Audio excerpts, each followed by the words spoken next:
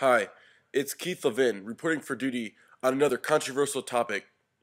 PRT classes and why certain ones should be optional so we are able to participate in PRT activities such as dodgeball and basketball in order to develop good fitness habits that last a lifetime. In Rebuff's mission statement, it says that they care about the whole person. It's time for Rebuff to start acting like they follow their mission statement. How are they supposed to care about the person as a whole when students are not able to develop the love for a sport and physical activity that will last them a lifetime? Here are some videos about how people felt towards this topic. All right.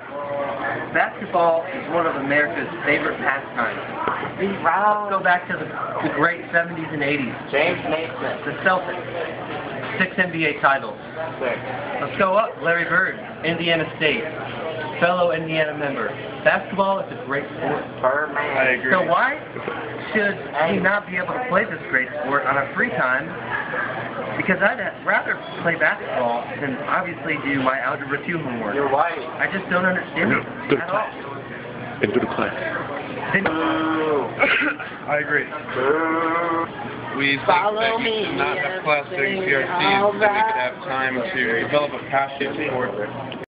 Alright, I've never gone to a PRT class, and look at how I turned out. Skinny, muscular, pre-PRTs. Do you think because you don't develop good exercise habits? Definitely. Over the 4 years of Rebuff, I've really gotten so much skinnier and stuff. Did you used to be? So, this is my first year of having a PRT class, and usually I play dodgeball every morning because I got laser rocket arm, but this year I can't, so I've really kind of put on a lot of weight. It's really embarrassing, to be honest. It's actually... I think that we should not have PRT classes be mandatory. They should be optional, so I can get my activities done and be healthy, and so I can run around and not be fat. 13 years in a traditional high school where the students get no PRT time. So just the fact that you get some PRT time I think is a privilege, and I think students shouldn't complain if... All right.